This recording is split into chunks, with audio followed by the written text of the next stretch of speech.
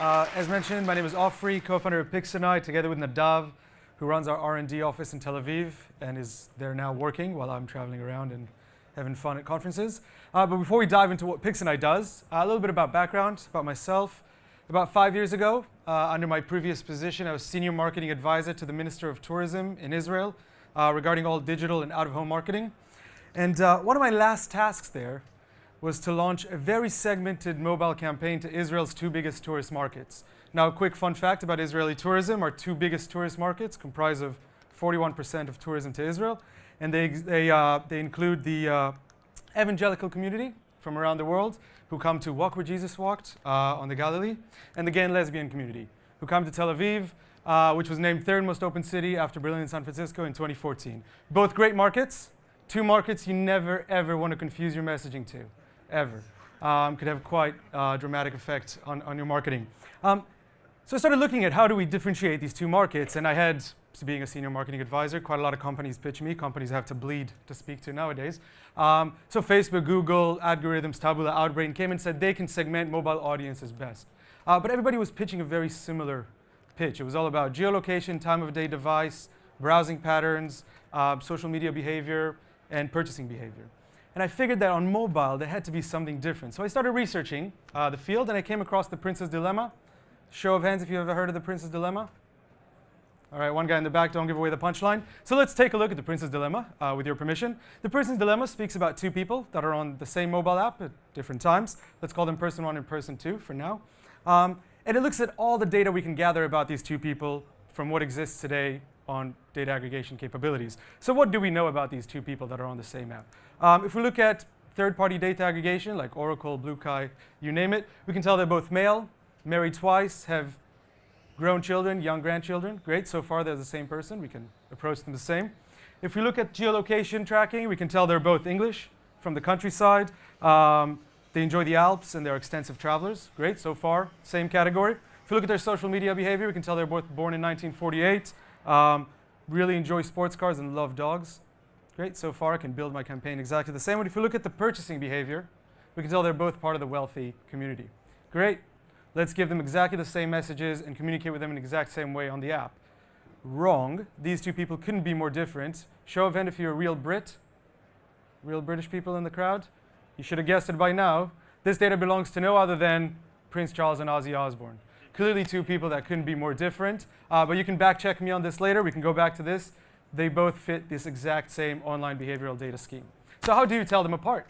That's an excellent question. One thing you could do is take a look at their personal photo galleries that they have stored on their devices. Two things will happen. One, you'll be scarred for life, guaranteed. The second thing is you can start telling a lot of personal things about these two people. Things like how Prince Charles spends his evenings versus how Ozzy spends his evenings, how Prince Charles enjoys his family time versus how Ozzy enjoys family time, right? Great. So theoretically, it makes sense to look at personal photo galleries, but it also makes sense practically. Why photo galleries? Well, first of all, photo galleries actually look like a data set along a timeline, because what is a data set if not a bunch of points along a timeline if you zoom out of it? But the numbers also add up. So people take on average 250 photos every month. Women on iPhone 6 is 360 photos every month. That's just the stats talking, not me. The average camera roll holds about 1,500 photos month over month and 24 videos. And a video is just a collection of photos or frames along a timeline. It is continuous and dynamic. We continually take new photos, delete the old ones, get rid of things that we don't care about anymore, take pictures of things that we do care about. And only less than 2% of those photos end up on social media. So we want to know what's going on in the other 98% of the photos. Now, the question you're asking yourself is, how do we analyze people's personal photos and not end up in jail the next day? Good question. I see it in the front, shaking heads. That's an excellent question, and that's the question we asked ourselves 3 years ago. And over the past 3 years, with a team of about 15 researchers, we've developed Pixoneye, which is the answer to this horrendous question. Pixoneye developed an SDK, or a software developer's kit, that holds within it technology that's been developed over the past 2.5 years. Just a few words about my co-founder. Former head of computer vision at Samsung, wrote the facial recognition algorithm for the Galaxy devices, expert in on-device training. And what we've done is we've created a way to teach the device themselves, the CPU or the computing power on the phone, how to analyze its own photos. And so we train the device on the device itself, how to analyze its own photos. And then we train the device how to extract from this gallery just probabilities around specific characteristics in the form of an abstract feature vector, which looks like this. So this is what you see, and this is all we ever see. There's no picture in it, there's no data in it, there's just a probability metrics. We've taken this capability and wrapped it around an SDK and created an engine called the Intent Intelligence Engine. This engine can be integrated onto any host app. Once it's integrated, it teaches the device how to scan its own photos, extract the source, and on our servers, we can tell the story correlating to that person. And then we let the brands who install this SDK on their apps access to all the great information about their users. But with the last 30 seconds, I'll just give you a little hint of the future or where we are today, because data itself and interacting with data is great, but what about predicting the future? Because that's what we're all here about, really.